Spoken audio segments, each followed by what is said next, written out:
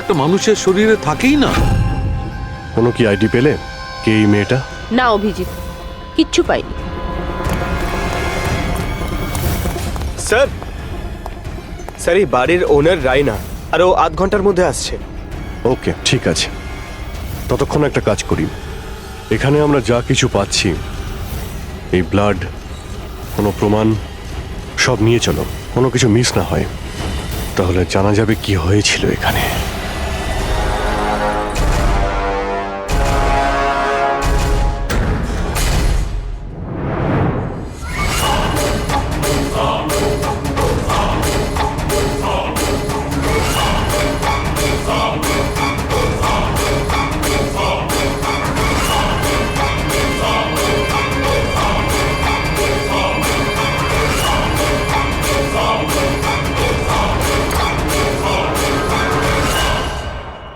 এই ঘরে এত জিনিস পড়ে রয়েছে, যারা চিৎকার করে করে বলছে আমরা প্রমাণ, আমাদের তুলে নাও।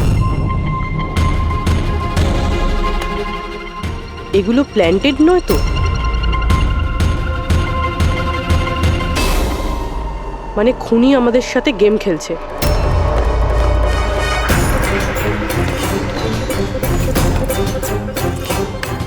এসব কে করেছে?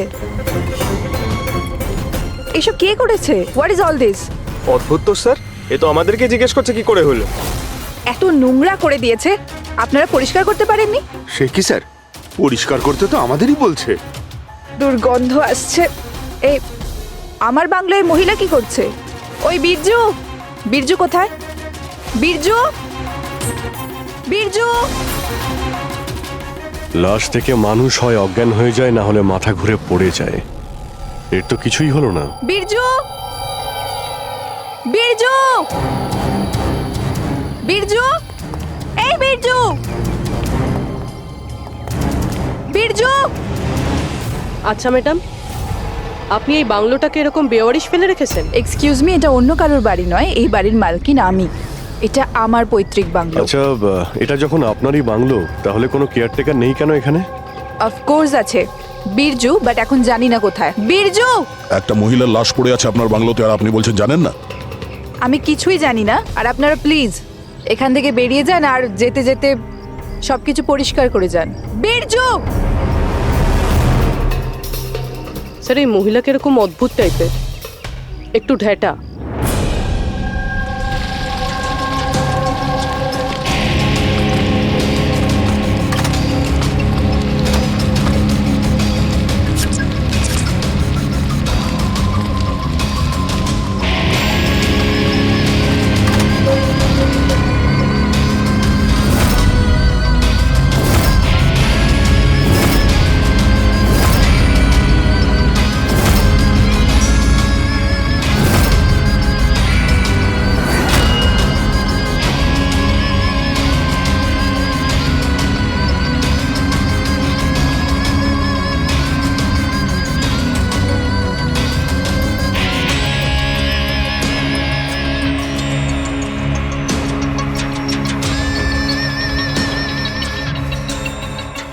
একটা কেস আর 18টা প্রমাণ, আর খুনি প্রমাণগুলো এমন ভাবে সাজিয়েছে যে কিছুই বলার নেই। কিন্তু স্যার, সমস্যা এটাই হলো যে এর মধ্যে কোনো প্রমাণই আমাদের কোনো কাজের নয়।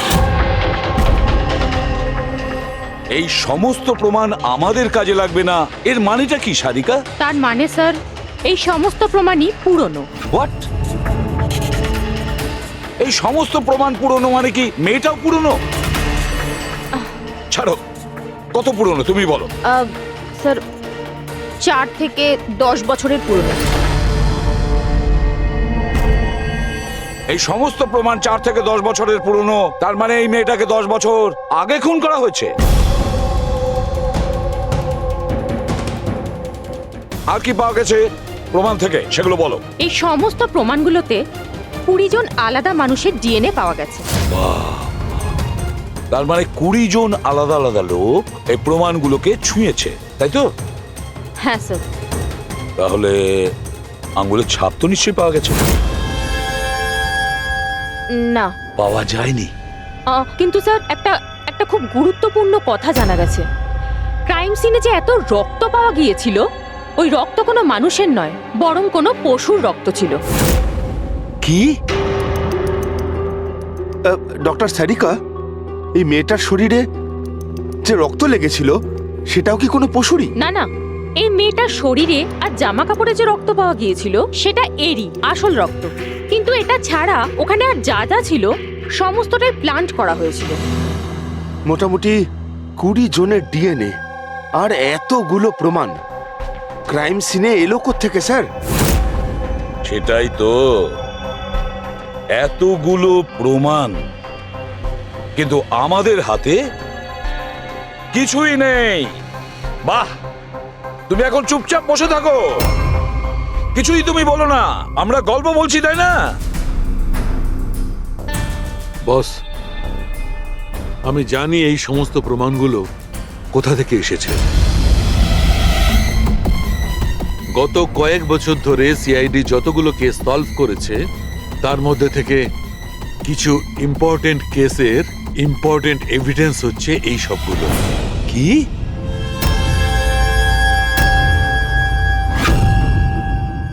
স্যার, আমি ওই মহিলা আর তার বাড়ির ব্যাকগ্রাউন্ড সম্পর্কে সব চেক করলাম। ওর পরিবারে 2-3 জন খুনের অভিযোগে জেল খাটছে, আর ওই মহিলার বাইপোলার ডিসঅর্ডার আছে। তাইও এই ধরনের ব্যবহার করছিল। আর ওই যে কেয়ারটেকার ছিল বীরজু, ওর কি খবর? স্যার, ওনার ফোনের লাস্ট লোকেশন ওই বাংলোর বাইরেটাই দেখাচ্ছে, তারপর থেকে অফ রয়েছে, খোঁজার চেষ্টা চলছে। অদ্ভুত ব্যাপার, ওই বাংলোতে এত কিছু ঘটে গেল আর ওই বাংলোর মালকিন কিছু জানেই না। কেয়ারটেকার উধাও। আচ্ছা, ও আবার অসুস্থতার আড়ালে কোনো গেম খেলছে না তো? হতে পারে, নজর রাখতে হবে ওর উপরে। পঙ্কজ, যে মেয়েটা লাশ পাওয়া গেছে তার ব্যাপারে জানতে পারলে কিছু? স্যার, সব পুলিশ স্টেশন, নিউজ পেপার আর নিউজ চ্যানেলে পাঠিয়ে দিয়েছি, কিছুক্ষণের মধ্যে জানতে পেরে যাবো স্যার। চালু খেয়ে আমাদের পুরনো কেসের প্রমাণগুলো ওখানে কি করে গেল? চুপ করে বসে থাকলে হবে না, আমার উত্তর চাই। তুমি ফরেনসিক সার্জন, তুমি এই ফরেনসিক ডিপার্টমেন্টের ইনচার্জ, নিজের দায়িত্ব এড়িয়ে যেতে পারো না। বস, ছাড়ো তো। আমি আমার দায়িত্বটা খুব ভালো করে কি জানি। করেছো দেখতেই পাচ্ছি। তাহলে এটা বলো, আমাদের পুরনো এভিডেন্স, আমাদের রেকর্ড থেকে উধাও হলো কি করে? বস একটা কাজ করছি, রেকর্ড রুমে গিয়ে ওখানে জিজ্ঞাসাবাদ করি, জানতে পারা যাবে বস ওখানে কি গন্ডগোল হয়েছে। প্লিজ। এতগুলো প্রমাণ কিভাবে উধাও হলো আপনারা জানতেন না? প্রমাণগুলো কত ইম্পর্টেন্ট। তাহলে আপনারা থাকা সত্ত্বেও এই চুরি হলো কি করে? কিভাবে প্রমাণগুলো উধাও হলো? স্যার, আমার উপস্থিতিতে চুরি হয়নি স্যার। তাহলে চুরি কবে হয়েছে? স্যার, এই চুরি হয়তো রাত্রে হয়েছে, কেননা আমরা তো রাত্রে থাকি না, তাই না? এই জন্য চুরি হয়েছে। আর আপনি, আপনার কি বক্তব্য শুনি? স্যার, আমি ডাক্তারবাবুকে কতবার বলেছি যে লকগুলো ঠিক করিয়ে নিতে, দরজা জানলা ঠিক করে নিতে, সিসিটিভি ক্যামেরা লাগিয়ে নিতে, কিন্তু ডাক্তারবাবু আমাদের কথা শোনেনি না। তাছাড়া আর কি? আর কি? স্যার, ও জানি না কাদের নিয়ে মাঝে মাঝে চলে আসেন আর বলেন যে পুরনো এভিডেন্স দেখার, জানি না কাদের নিয়ে মাঝে মাঝে চলে আসেন আর বলেন যে পুরনো এভিডেন্স দেখার আছে। ও কাকে এনেছিল? গত 3 মাস আগে কাউকে নিয়ে এসেছিলেন আর বলেছিলেন ক্রাইম জার্নালিস্ট ইনি পুরনো এভিডেন্স দেখতে চান। বস, ও একজন জার্নালিস্ট ছিল, ফরেনসিকের উপর একটা আর্টিকেল লিখতে চাইছিল, আমাকে রিকোয়েস্ট করলো আর আমি পারমিশন দিয়ে দিলাম। দেখো সালুকে, তুমি খুব ভালো করেই জানো যে এখানে বাইরের লোকের ঢোকার অনুমতি নেই, আর তুমি জার্নালিস্টকে এনেছিলে। স্যার, আগের মাসেও স্যার কলেজের স্টুডেন্টকে এনেছিলেন, ওকেও পুরনো তথ্য দেখাচ্ছিলেন। হতে পারে যে তাদের মধ্যেই কেউ চুরি করেছে। না বস, এটা হতে পারে না, ওরা তো ফরেনসিক স্টুডেন্ট ছিল, ওরা আমার কাছে এসে পারমিশন চাইছিল, স্যার আমরা স্টাডি করতে চাই, কিছু প্র্যাকটিক্যাল করতে চাই, আমরা কিছু শিখতে চাই, প্লিজ আমাদের পারমিশন দিন। তাই ওদের পারমিশন দিয়ে দিই বস। বস, আমার যথেষ্ট রেসপন্সিবিলিটি আছে, আফটার অল এটা তো আমার অধিকারও বটে। দেখো সালুকে, সিআইডি কে কলঙ্কিত করার তোমার কোনো অধিকার নেই, বুঝেছ? আর তাছাড়া ফরেনসিক শেখানোর জন্য এখানে কোনো কলেজ খোলা হয়নি। তুমি এখানে স্টুডেন্টদের আনলে কি করে? কার পারমিশন নিয়েছিলে? দেখো সালুখে, একটা কথা মনে রেখো, এই রেকর্ড রুমে চাইলেই কাউকে আনা যায় না। না আমি আনতে পারি, না তুমি আনতে পারো, না এ আনতে পারে, সে কোনো পরিবারের হোক বা কোনো বন্ধু হোক। আরে ভাই, হ্যাঁ অভিজিৎ, হ্যাঁ স্যার, যে মেয়েটা খুন হয়েছে তার নাম হলো টিনা, আর উনি ওই মেয়েটার বাবা। Doctor Nirav sir, head of forensic, Chennai. Doctor Nirav, Nirav, Nirav, আরে শালুকে আমার মেয়েকে মেরে দিয়েছে। কন্ট্রোল স্যার, সব জানা যাবে। স্যার, ওনাকে আপনি চেনেন? হ্যাঁ অভিজিৎ, একটা সময় ছিল যখন আমি আর নীরব একসঙ্গে কাজ করতাম। নীরব, এক মিনিট বস। কি কি এই দেখো ভাই, আমার সন্দেহটা একদম ঠিক ছিল, এতে টক্সিড আছে। আচ্ছা ডক্টর, শেষ কবে নাগাদ আপনার আপনার মেয়ে টিনার সঙ্গে কথা হয়েছিল? কবে দেখা হয়েছিল? আসলে কলেজের হস্টেলে থাকতো, দুদিন আগেই হারিয়ে। নীরব, নীরব শান্ত হও নীরব, যেই হোক ঠিক খুঁজে বার করব। আমি খুঁজে বার করব নীরব, আমি খুঁজে বার করব কে করেছে। না সালুখে, তুমি খোঁজ নেবে না। আমি খুঁজবো না মানে? মানে তুমি এই কেসে কোনো কাজ করবে না।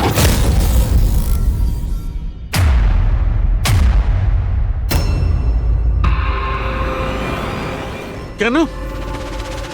কারণ তোমার গাফিলতির জন্য ফরেনসিক রেকর্ড রুম থেকে প্রমাণ চুরি হয়ে গেছে।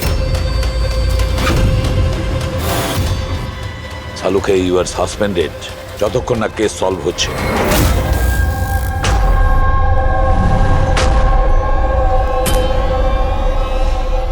বস, তোমার কি মনে হয় এই সব কিছু আমার জন্য হয়েছে? তুমি আমাকে দোষারোপ করছো।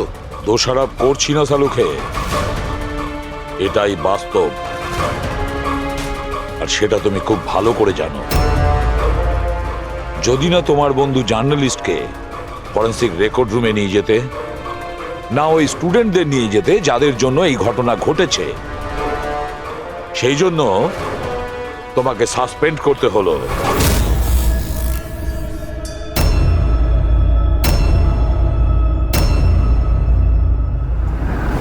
কিন্তু ভাই, নীরবের আমাকে প্রয়োজন আছে, এই কেসটাতে আমার প্রয়োজন আছে, প্লিজ। না সালুখে। স্যার, স্যার আপনি আমাকে ডেকেছিলেন? ডক্টর সারিকা, এখন থেকে তুমি ওনার মেয়ে টিনার কেস ফাইল হ্যান্ডেল করবে। আমি? হ্যাঁ। কিন্তু স্যার, দয়া, অভিজিৎ, সালুকের বন্ধু জার্নালিস্ট আর ওই স্টুডেন্টগুলো যারা ফরেনসিক রেকর্ড রুমে এসেছিল, সবার খুব ভালো করে এনকোয়ারি করো, খুব ভালো করে। Sir, doctor সালুকে, doctor সালুকে,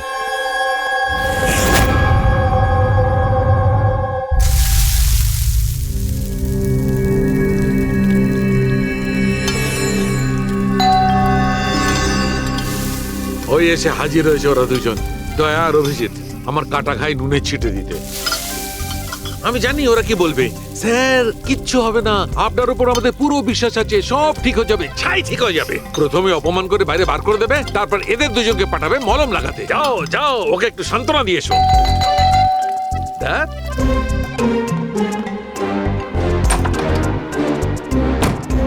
high. Morning.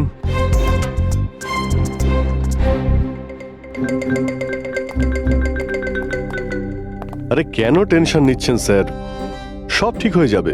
আমাদের আপনার ওপর পুরো বিশ্বাস আছে ডক্টর। আমরা বিশ্বাস করি আপনি কোনো ভুল কাজ করতে পারেন না, কিন্তু কি করব, প্রোটোকল তো ফলো করতেই হবে না। দেখো, তোমাদের থেকে আমি কোনো রকম সহানুভূতি চাই না। আর হ্যাঁ, তোমাদের এসিপি সাহেবের সহানুভূতিরও একদম দরকার নেই। আমি বাচ্চা নই, কাঁদছি না। আমি জানি প্রদ্যুমন নিজের ডিউটি সম্পর্কে খুব সচেতন হওয়া উচিত। গুড। স্যার আমার খুব খারাপ লাগছে, আই এম ভেরি সরি। আপনার সামনে এসিপি স্যার না আমাকে সারিকা, লজ্জা পাবার কোনো দরকার নেই। তুমি নিজের কাজটা মন দিয়ে করো, প্রত্যেকটা জিনিস মন দিয়ে দেখবে, কোনো না কোনো সূত্র নিশ্চয়ই পাবে। আমরা যা কিছু স্পর্শ করি আমাদের ছাপ রেখে যাই। রিমেম্বার, এভরি কন্ট্যাক্ট লিভস এ ট্রেস বিহাইন্ড। ব্যাস এই ফর্মুলাটা ফলো করবে। আর হ্যাঁ, যতদিন এই কেসটা সলভ না হয় প্লিজ এখানে আসবে না। স্যার আমি জানি আমি নিরপরাধ, আর আমি সেটা প্রমাণ করেই ছাড়ব। ততদিন পর্যন্ত প্লিজ লিভ মি অ্যালোন। তোমরা কেসটা মন দিয়ে করো।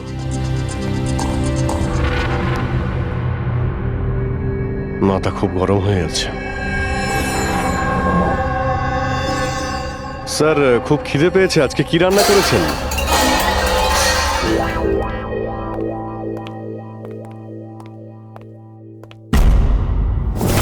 স্যার, হুম? এই জার্নালিস্ট শুনেছি খুবই অভদ্র একটা মানুষ। 3 মাস আগে নাকি ডক্টর নীরবের সঙ্গে ওনার ঝামেলাও হয়েছিল। দেখছি কতটা টেরা লোকে। স্যার আপনাদের ভেতরে ডাকছে। Thank you.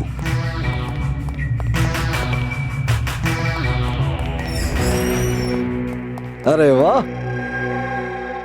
ভাগ্য আমার। আজ তো সিআইডি টিমের সিনিয়র অফিসার দয়ার সঙ্গে আমার দেখা হয়েই গেল। আরে বসুন বসুন। আমরা এখানে বসতে আসিনি। আরে এত রাগের কি আছে মশাই? আচ্ছা ছাড়ুন চাকে। এটা বলুন যে কি খাবেন, চা, কফি, ঠান্ডা? ঠান্ডা ঠান্ডা ফান্ডা খাই না আমরা। আচ্ছা মিস্টার দয়া, আমি অনেক দিন থেকে সিআইডি টিমের উপর একটা ডকু ড্রামা করার কথা ভাবছিলাম, কিন্তু আমাদের এসিপি স্যারকে পাওয়াই যায় না। আপনি তো জানেন নিশ্চয়ই, সিআইডি আজে বাজে লোককে এন্টারটেন করে না। আপনি সোজা আসল কথায় আসবেন। হ্যাঁ নিশ্চয়ই, 20 বছর ধরে আমি এই প্রফেশনের মধ্যে আছি, সব সময় পয়েন্টেই থাকি। বলুন, সবার প্রথমে কি জানতে চান?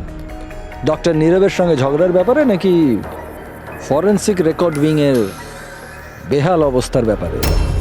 ডক্টর নীরবের সঙ্গে তোমার ঝগড়াটা কি ছিল? না, আমার সাথে ওর কোনো ঝগড়া ছিল না। আমি শুধু ওকে সততার একটা আয়না দেখিয়েছিলাম। ওর খারাপ লাগলো সেটা। তার মানে? মানে হলো, ডক্টর নীরবের কাজের ওপর আমি একটা আর্টিকেল লিখেছিলাম। আমার হিসেবে উনি ফরেন্সিক কাজের জন্য বিশ্বস্ত ছিলেন না, সামান্য ঢিলে ঢালা টাইপের ফরেন্সিক এক্সপার্ট ছিলেন।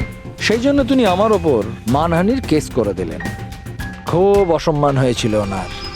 আমি ওনার কাছে ক্ষমাও চেয়েছিলাম, কিন্তু এখন আমার ওনার মেয়ের মৃত্যুর খবর শুনে আমার খুব খারাপ লেগেছিল।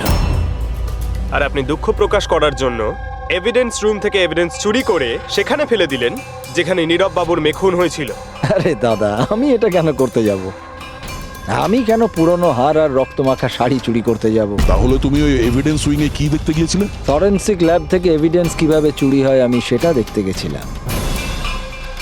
আমি আপনাদের কাজের দুর্বলতা দেখতে গেছিলাম। থাক, এসব যেতে দিন, এগুলো বলার কোনো দরকার নেই। এখন তো আপনারাও সবটা জেনে গেছেন বোধহয়। দেখুন, বেশি বক্তৃতা দেবেন না আপনি। যতটা জিজ্ঞেস করা হচ্ছে ততটার উত্তর দিন, কেন? ব্যাস। যে নিজেদের কথা উঠলো অমনি ঝাল লাগলো? আপনাদের কাছে কি এই কথার উত্তর আছে যে কে কিভাবে ফরেনসিক ল্যাব থেকে জিনিসগুলো চুরি করলো? আমার তো মনে হয় খুনি আপনাদের দুর্বলতাটা দেখাতে চেয়েছে। যাক, ছাড়ুন সেসব। এখন বলুন যে এই সিআইডির ওপর ডকু ড্রামা সিরিজ কবে শুরু হচ্ছে? স্যার, এনেকে ব্যুরো নিয়ে যাই। মনে হচ্ছে ঠিকঠাক উত্তর উনি ওখানেই দেবেন। তার জন্য অনেক লম্বা চওড়া প্রসেস আছে। আর তাছাড়া প্রমাণও তো থাকতে হবে না, তাই তো দয়া? খুব তাড়াতাড়ি দেখা হবে। প্রসেস পুরো করে সমস্ত এভিডেন্স নিয়ে আসবো, আর তখন কথা বলবো সিআইডির ওপর ডকু ড্রামা বানানোর জন্য, হ্যাঁ?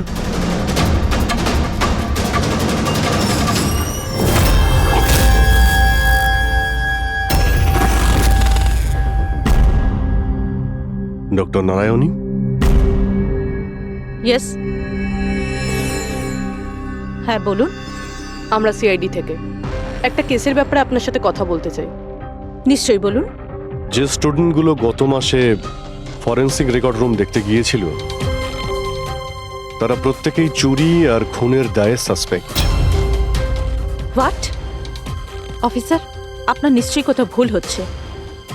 আমাদের স্টুডেন্ট কখনো এরকম করতে পারে না। আমরাও সেটা আশা করি যে ওরা কিছু করেনি, কিন্তু খুন তো হয়েছে আর ওরা প্রত্যেকেই অভিযুক্ত। দেখুন, আমাদের বাচ্চারা শুধুমাত্র এডুকেশন ট্যুরের জন্য গেছিল, আর আপনারা ওদের সন্দেহ করছেন। আমাদের কাজ হচ্ছে কেসটা সলভ করা আর অপরাধীকে উপযুক্ত শাস্তি দেওয়া। আপনি প্লিজ ওই 10 জন স্টুডেন্টকে ডাকুন, আমরা তাদের জিজ্ঞাসাবাদ করব আর তাদের আঙুলের ছাপ নেব। দেখুন, ব্যাপারটা বুঝুন, ওরা স্টুডেন্ট। দেখুন, ওদের উপর তো আমরা 3rd ডিগ্রি ইউজ করছি না, আমরা শুধু জিজ্ঞাসাবাদ করব। আর হ্যাঁ, ওদের কিছু বলবেন না যে আমরা কি ব্যাপারে ওদের সাথে কথা বলবো। ওকে।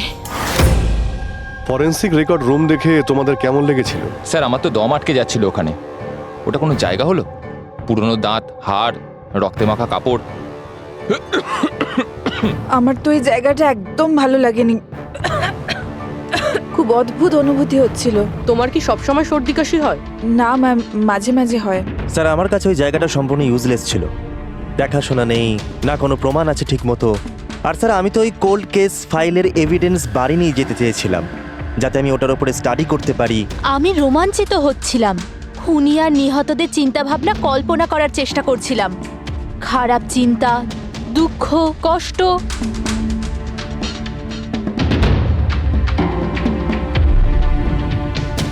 স্যার, এখানে তো 9 জন রয়েছে, একজন নেই। হ্যাঁ, আজকে একজন স্টুডেন্ট অ্যাবসেন্ট আছে, ওর শরীর ঠিক নেই। সে কে? কি নাম তার? সারিকা। সারিকা? ওর ব্যাপারে পুরো ডিটেলসটা চাই। হ্যাঁ সারিকা, কিছু কি পাওয়া গেল? দেখো, আমাদের হাতে কিন্তু সময় নেই। স্যার, আমি বারবার চেষ্টা করছি যদি কোনো প্রমাণ হাতে পেয়ে যাই, যাতে সালু খেসার যে নির্দোষ এটা প্রমাণিত হয়। যাই হোক না কেন, কিছু না কিছু তো ঘটেছে। যারা সালুখেকে ফাঁসানোর চেষ্টা করেছে, কে হতে পারে আর কেনই বা সে করছে? স্যার, আপনি এটা জানেন, তবুও সালু খেসারকে বের করে দিলেন। সারিকা, আমি সেটাই করেছি যেটা আইনত। না হলে সালুখেকে আমি... কি স্যারকে আপনি কি? খুনি খুব বড় ভুল করেছে। কি ভুল স্যার?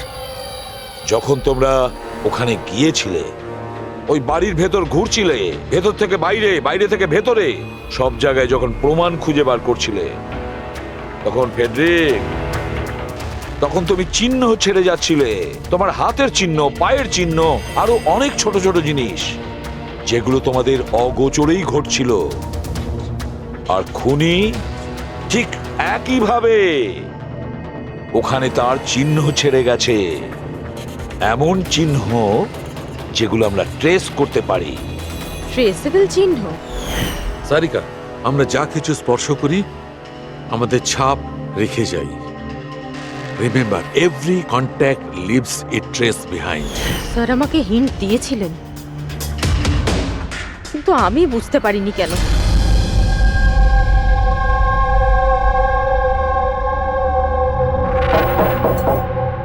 হ্যাঁ বলুন।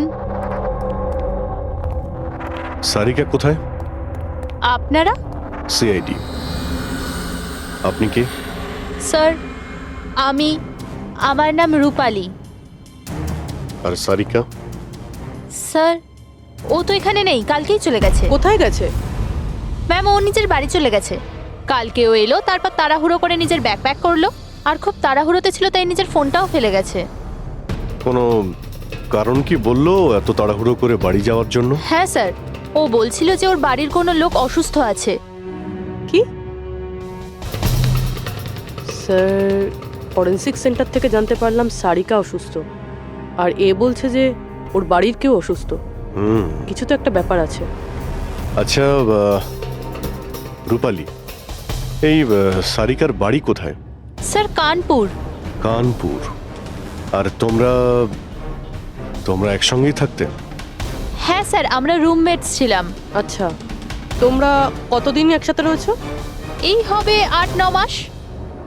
8-9 মাস ধরে তো একে অপরের ব্যাপারে নিশ্চয়ই ভালোই জানবে। কি কেমন মেয়ে ছিল সারিকা, কিছু বলতে পারবে তুমি? স্যার ও তো খুব ভালো মেয়ে ছিল। ইনফ্যাক্ট ও নিজের কাজ নিয়েই ব্যস্ত থাকতো, মানে ফরেন্সিক ইনস্টিটিউট যাওয়া, ওখান থেকে ফিরে আসা, এইসব নিয়েই থাকতো। Forensic centre? তো ও কি ওখানকার কোনো কথা তোমাকে বলেছিল? হ্যাঁ, ফরেন্সিক ইনস্টিটিউটের ব্যাপারে কিছু কিছু কথা আমাকে বলতো।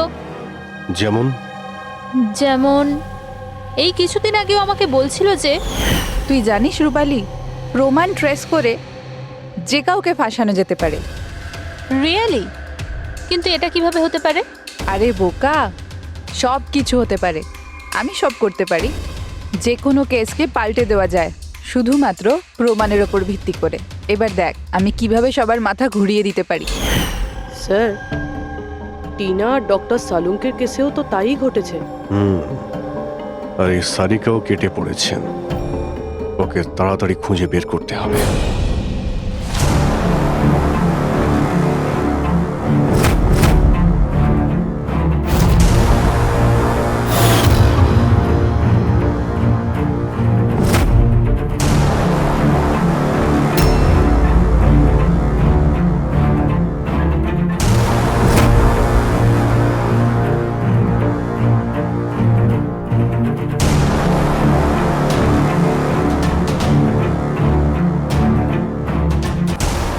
সারিকা,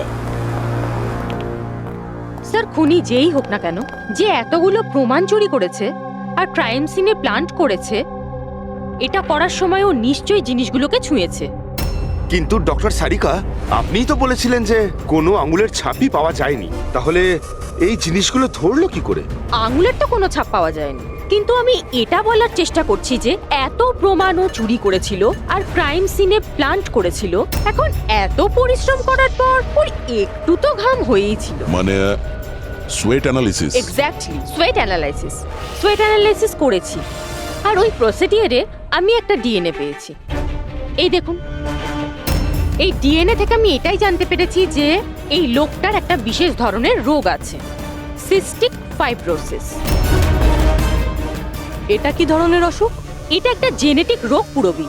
এই রোগটা থেকে মানুষের বডি অর্গানস যেমন কিডনি, লাংস, প্যানক্রিয়াস, ইন্টেস্টাইন সব ড্যামেজ হতে থাকে। কিন্তু ডক্টর সারিকা, এই রোগটা চেনা যায় কিভাবে? মানে কোনো সিমটমস তো আছে? সিমটমস আছে। যদি এই রোগটা অনেক বছর ধরে থাকে তাহলে সেই মানুষটার গ্রোথ পুয়ার হয়ে যায়, ফ্যাটি স্টুলস হতে থাকে, শ্বাস নিতে প্রবলেম হয়, খুব কাশি হয়, ইনফ্যাক্ট সাইনাস ইনফেকশন হতে পারে। শ্বাস নিতে কষ্ট আর কাশি। আচ্ছা, তার মানে এরকম পেশেন্টদের নিশ্চয়ই হসপিটালে বারবার যাতায়াত করতে হয়। কনস্ট্যান্ট মনিটরিং এর দরকার হয়। ব্যাস, তাহলে অভিজিৎ, শহরে যতগুলো হসপিটাল আছে সেখানে গিয়ে খোঁজ নাও এই ধরনের রোগী কজন আছে, আর তাদের মধ্যে কি এমন কোনো পেশেন্ট আছে যার আমাদের এই কেসের সঙ্গে কোনো সম্পর্ক আছে।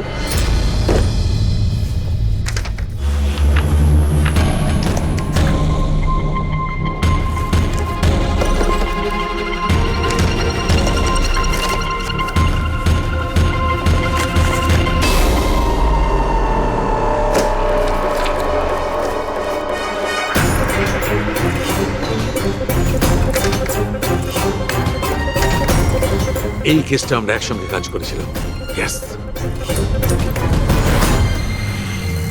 ডক্টর নীরবের মেয়েকে খুন করা হয়েছে, আমাকে সাসপেন্ড করা হয়েছে, তো বাকি রইল ললিত। যদি সবকিছু কেসটার জন্য হয় তাহলে ললিতের সঙ্গেও নিশ্চয়ই কিছু ঘটেছে, নাহলে হয়তো ঘটবে। ললিতকে খুঁজতে হবে, কিন্তু এত বছর ধরে ললিতের সঙ্গে কোনো যোগাযোগ নেই, কি করে খুঁজবো? ট্রাই করে দেখি।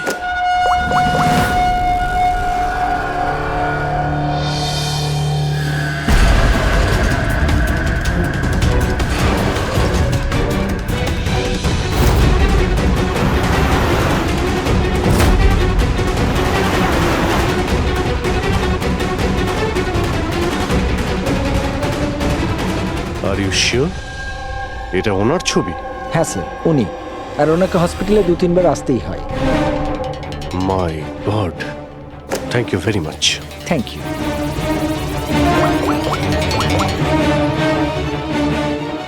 দয়া, খুনির ব্যাপারে জানতে পেরেছি। কি ডক্টর ললিত মারা গেছেন 5 বছর আগে? হ্যাঁ স্যার, আপনারা মেয়ের সাথে দেখা করতে পারেন। কোথায় ওর মেয়ে? আমি কথা বলতে পারি? সে তো মুম্বাইতে আছে স্যার, সারিকা নাম ওর। সারিকা? হ্যাঁ sir. Okay, thank you. Sarika মুম্বাইতে।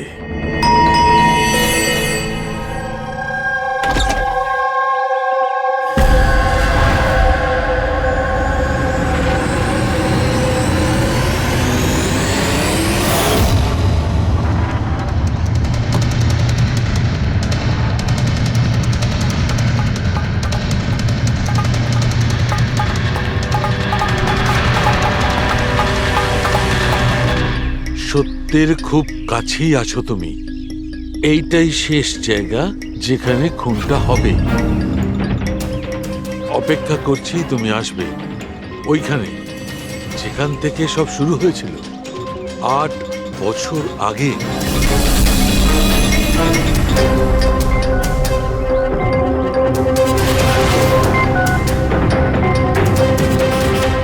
বছর আগে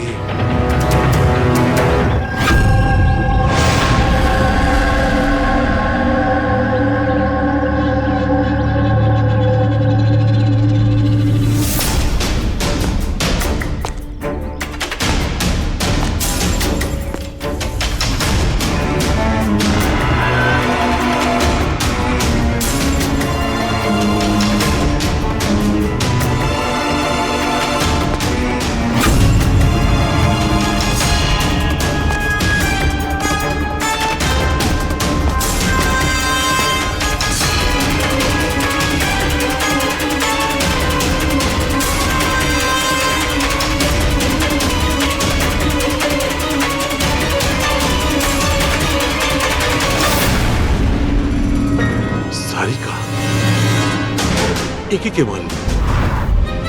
হঠাৎ আলোটা নিভে গেল কেন?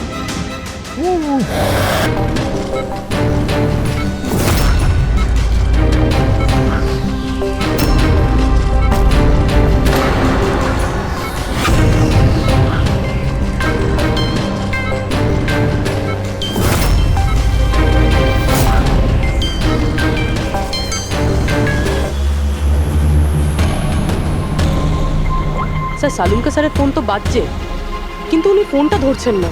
উনি আবার বিপদে পড়েননি? ডক্টর সালুকের ফোনের লোকেশন এক্ষুনি ট্র্যাক করো, দেখো কোথায় আছে। আর এই খুনিরও।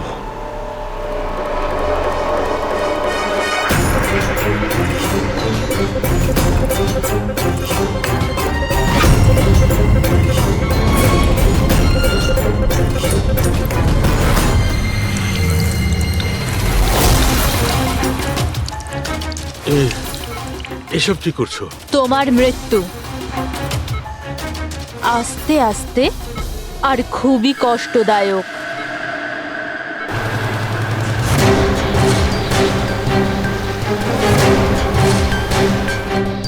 তোমার শরীরের এক এক ফোঁটা রক্ত যখন তোমার শরীর থেকে আস্তে আস্তে বেরোবে না, তখন খুব মজা আসবে তোমার, তাই না? কিন্তু তুমি এসব কেন করছো? নিজের বাবার মৃত্যুর প্রতিশোধ নিচ্ছি। আরে খুনি হচ্ছ তোমরা তিনজন। তোমার বাবা রঘু? হ্যাঁ, রঘু, যাকে তুমি ডক্টর ললিত আর ডক্টর নীরব মিলে মেরে ফেলেছো। আর তোমাদের জন্য আজ আমার বাবা আমার সাথে নেই। মেরে ফেলেছি? আমরা? কিভাবে? প্রমাণ জোগাড় করে মেরে ফেলেছো। তোমরা প্রমাণ জোগাড় করে আমার বাবাকে ফাঁসির শাস্তি দেয়া করিয়েছো। দেখো দেখো, প্রমাণ জোগাড় করা, শাস্তি দেওয়া, এটা ফরেন্সিকের কাজ। কাজ এটা? নিশ্চয়ই নিশ্চয়ই এটা তোমাদের কাজ, কিন্তু তোমরা আমার ব্যাপারে তো ভাবোনি না। ওই মেয়েটার ব্যাপারে যার বাবাকে ছিনিয়ে নিয়েছো। আমার বাবার মৃত্যুর পরে আমি ডিপ্রেসড হয়ে গিয়েছিলাম, আর এই সব থেকে বেরোনোর পরে আমি ভেবে নিয়েছিলাম, ঠিক করে নিয়েছিলাম যে আমি তোমাদের তিনজনকেই এই মৃত্যুর শাস্তি দিয়ে তারপরেই ছাড়বো। আর এই জন্যই তুমি টিনাকে মেরে ফেলেছো। হ্যাঁ, মেরে ফেলেছি আমি ওকে, কারণ আমি জানতাম ডক্টর ললিত 5 বছর আগেই মরে গেছে। আর পড়ে রইল তুমি আর ডক্টর নীরবের প্রশ্ন। তো আমি জানতাম যে ডক্টর নীরব নিজের মেয়ে টিনাকে খুব বেশি ভালোবাসে। টিনার মরে যাওয়ার পর ও নিজেই নিজেকে মেরে ফেলবে। আর তুমি, আর পড়ে রইল তোমার প্রশ্ন, তুমি তোমার ফরেনসিক অফিসকে খুব ভালোবাসো। যখন ওখান থেকে তোমাকে ধাক্কা মেরে অপমান করে বার করে দেবে, তখন তো তুমি নিজেকেই নিজে মেরে ফেলবে। কিন্তু সারিকা তোমার কি ক্ষতি করেছিল?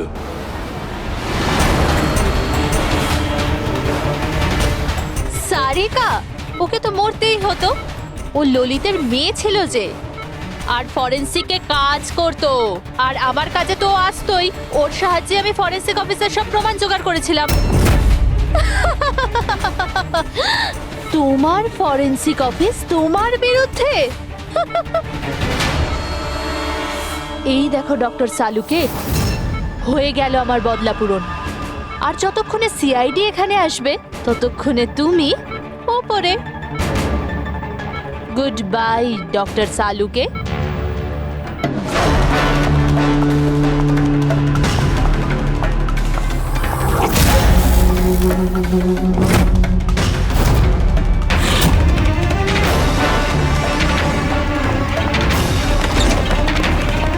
রূপালী,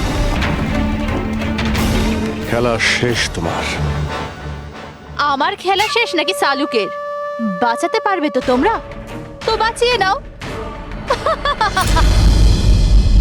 রক্তের ঋণ তো চাপিয়ে দিলে বস আমার উপর। রক্তের ঋণ তো চাপাইনি আমি তোমার ওপর, আমি তো বরং তোমার ঋণ শোধ করলাম। অপরাধীদের শাস্তি দিতে সাহায্য করেছিলে, সেই ঋণ এবার শোধ করে দিলাম। আচ্ছা শোনো, অনেক রেস্ট হয়েছে, এবার কাজে লেগে পড়ো। তাড়াতাড়ি সুস্থ হয়ে উঠুন। সারিকা একা লাশগুলোর সঙ্গে কথা বলছে। ওহো, সারিকা, অভিজিৎ তো তোমার খুব প্রশংসা করছে। দেখো ভাই, এখন 1 সপ্তাহ তো আমি এখান থেকে নড়ছি না বস। এক কাজ করো না, ততদিন সারিকাকে দিয়ে কাজটা করিয়ে নাও। ঠিক আছে, তাহলে বিশ্রাম নিন। Silence please. সালুকে, সাইলেন্ট, চুপ। এই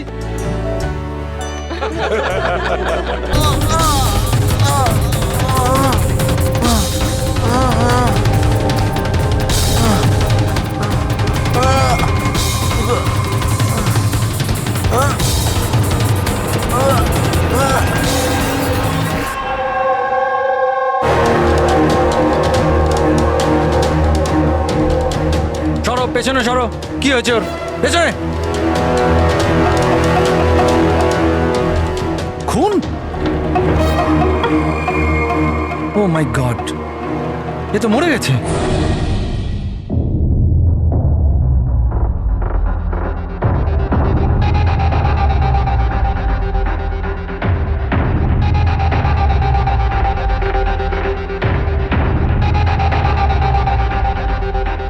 রোহন,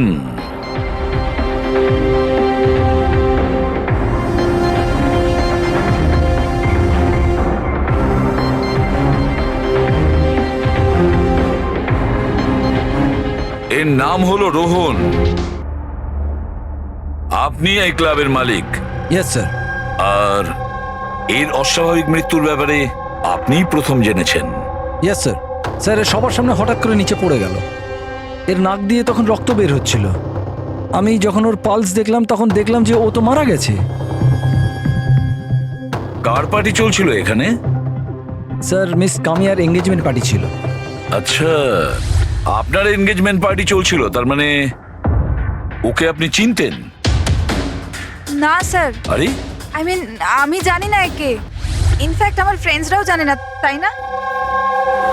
তাহলে কি এ উইদাউট ইনভাইট হঠাৎ করে ঢুকে পড়ে এখানে? হ্যাঁ, হয়তো হয়তো ড্রিঙ্ক করতে এসেছিল। ড্রিঙ্ক করতে এসেছিল নাকি বিষ খেতে? বিষ? হ্যাঁ, বিষ। যেভাবে ওর নাক থেকে রক্ত বেরোচ্ছে তাতে মনে হচ্ছে ওকে বিষ দেওয়া হয়েছে। আচ্ছা, এর গলার শিরায় কালো দাগ পড়ে গেছে স্যার, মনে হচ্ছে কোনো স্ট্রং বিষ। স্যার, স্যার বাথরুম থেকে এই সাদা পাউডার আর এই সিরিঞ্জগুলো পেলাম। স্যার, হতে পারে মৃত্যু হয়তো ড্রাগের ওভারডোজের জন্য হয়েছে। হ্যাঁ বলুন ম্যাডাম, আপনি আপনার এনগেজমেন্টে এতটাই আনন্দিত ছিলেন যে নিজেদের গেস্টকে ড্রিঙ্কসও করিয়েছেন আর সাথে ড্রাগসও দিয়েছেন? হ্যাঁ কি প্রশান্ত বাবু, এসবও হয় আপনাদের ক্লাবে? না স্যার, আমার বিশ্বাস করুন, আমি জানতামই না যে ক্লাবে এই সমস্ত কিছু হয়। কামিয়া, তুমি আমার ক্লাবে এই সমস্ত কিছু করছো? আপনার সিকিউরিটি গার্ড এই ক্লাবের ভেতরে আসার লোকগুলোকে নিশ্চয়ই চেক করে, হ্যাঁ? তাহলে ওরা ড্রাগসটা কেন পেল না? আমি এদের সবাইকে চাকরি থেকে বার করে দেবো। বের করে দিন বা রাখুন, ক্লাবটা এমনিতেই বন্ধই থাকবে যতক্ষণ না কেসটা সলভ হচ্ছে। স্যার, হ্যাঁ প্যাট্রিক, পুরবি, এখানে যে কয়জন প্রেজেন্ট আছে সবাইকে অ্যারেস্ট করো, আর স্টাফেদেরকেও। কিন্তু স্যার আমাদের কেন? কারণ হতে পারে যে বিষ কিংবা ড্রাগস রোহানের ড্রিঙ্কে আপনাদের স্টাফেদের মধ্যে কেউ মিশিয়ে দিয়েছে। Hello ACP Bardhaman. বসুধা, আমাকে একটা কথা বলুন, আপনার ছেলে আর বৌমা কোন দেশে অ্যারেস্ট হয়েছে? ও নোরা জিবিয়া। নোরা জিবিআইতে? হ্যাঁ।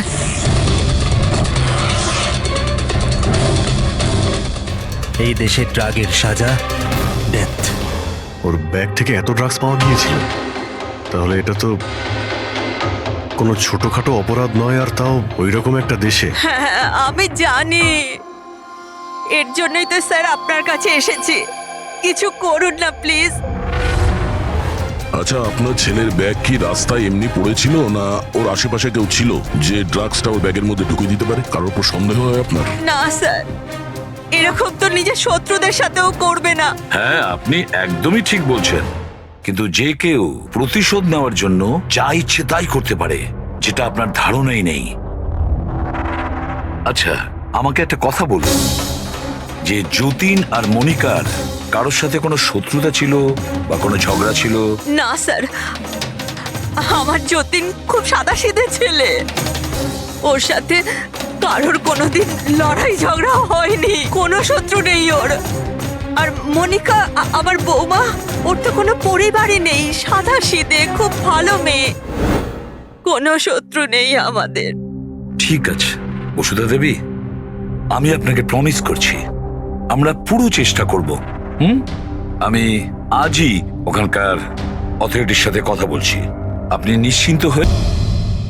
আমি সিআইডি অফিসার, যদি তোমার কোনো রকম কোনো সাহায্যের প্রয়োজন হয় তুমি নির্দ্বিধায় বলতে পারো।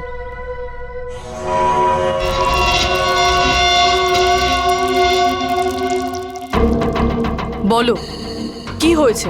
কোনো ব্যাপার না, কোনো অসুবিধা নেই। কেউ তোমায় বিরক্ত করে না তো?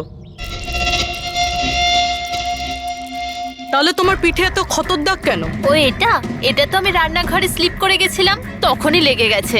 আচ্ছা আচ্ছা, কিচেনে পড়ে যাওয়ার জন্য এই দাগগুলো হয়েছে, তাই তো? ম্যাডাম, ও বললো না যে দাগগুলো এমনিই লেগেছে। এবার বাঘের চামড়া ওঠানোর চেষ্টা করো না।